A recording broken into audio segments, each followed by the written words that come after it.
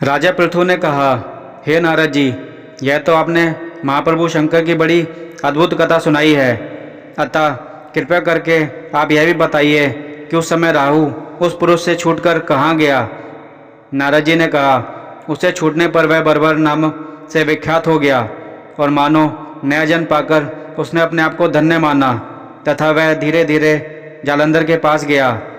वहाँ उसने शंकर जी की चेष्टा कही। उसे सुनकर दैत्यराज को बड़ा क्रोध आया और उसने सब दैत्यों को सेना सजाने की आज्ञा दी। कालनेमी और शुंभ निशुंभ आदि सभी महाबली दैत्य तैयार होने लगे। एक से एक महाबली दैत्य करोड़ों की संख्या में निकलकर युद्ध करने के लिए तैयार हो गए। महाप्रतापी सिंधुपुत्र शिवजी से युद्ध के लिए निकला। उसके आगे महर्षि शुक्राचार्य और छिन्न सिर राहु हुआ। फिर तो उसी समय जालंधर का मुकुट खिसक कर धरती पर गिर पड़ा।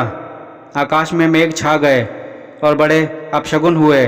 उधर इंद्र आदि सब देवताओं ने एकत्र हो कैलाश पर जाकर शिवजी से सब वृत्तांत कहा और यह भी कहा कि आपने जालंधर से युद्ध करने के लिए जो भगवान विष्णु को भेजा था वह उसके वशवर्ती हो गए हैं तथा लक्ष्मी सहित जालंधर के अधीन होकर उसके घर में निवास करते हैं। अब देवताओं को भी उसके यहाँ निवास करना पड़ रहा है। अब वह सागर पुत्र आपसे युद्ध करने को आ रहा है, अतः आप उसे मारकर हमारी रक्षा करो। देवताओं से यह सब कुछ सुनकर शंकर जी ने भगवान विष्णु से पूछा, हे ऋषिकेश, युद्ध में आपने जालंधर का संहार क्यों नहीं किया और बैकुंठ को छोड़कर आप उसके घर में कैसे चले गए। तब भगवान विष्णु ने हाथ जोड़कर शिवजी से कहा, उसे आपका अंशी या लक्ष्मी जी का भाई होने के कारण नहीं मारा है। वह बड़ा ही वीर व देवताओं से अजय है। मैं सत्य कहता हूँ कि उसे कोई भी नहीं मार सकता। इस पर लक्ष्मी ने मुग्ध होकर मैंने स्वयं उसके घर में रहने का वर दे दिया है, इसलिए मैं उसके घर में रहता हूँ। हे सूर्यवर्ण विष्णु, आप यह क्या कहते हैं। उस दैत्य जालंधर को मैं अवश्य मारूंगा, इसमें कुछ भी संदेह नहीं है।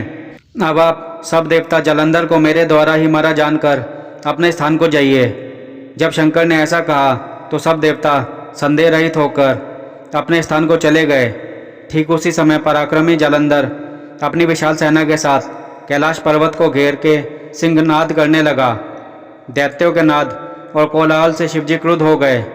उन्होंने अपने नंदी आदि गणों को उसके साथ युद्ध करने की आज्ञा दे दी। कैलाश पर्वत के पास भीषण युद्ध होने लगा। दैत्यों ने अनेक प्रकार के अस्त्र शस्त्र बरसाने शुरू कर दिए।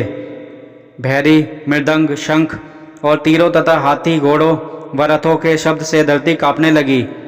युद्ध से कटकर मरे हुए हाथी, घोड़े और पैदलों का पहाड़ सा लग गया, जिससे कि युद्ध भूमि और भी आगमय हो गई। दैत्यों के आचार्य श्री शुक्राचार्य जी अपनी मृत संजीवनी विद्या से सब दैत्यों को जिलाने लगे। यह देखकर शिवजी के गण व्याकुल हो गए और शिवजी के पास जाकर सारा वृत्तांत सुनाया। उसे सुनकर भगवान रुद्र के क्रोध की सीमा न रही। वे अपने भयंकर रूप से दिशाओं को प्रज्वलित करने लगे। फिर तो उस समय उनके मुख से एक बड़ी भयंकर कन्या उत्पन्न हुई, जिसकी दोनों जंघाएं तार वृक्ष के समान थी। वह युद्ध भूमि में जाकर सब असुरों का चर्वण करने लगी।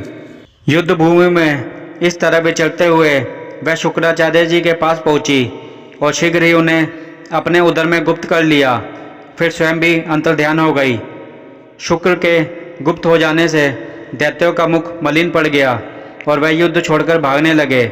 इस पर अनेक शुंभ निशुंभ और कालनेमी आदि सेनापतियों ने अपने भागते हुए वीरों को रोककर शिवगणों पर बड़ा कठोर प्रहार किया और ऐसा ही शिवजी के नंदी आदि वीर गणों, जिसमें गणेश और स्वामी कार्तिकेय भी थे, अपने गणों को रोककर दैत्यों से भीषण युद्ध किया।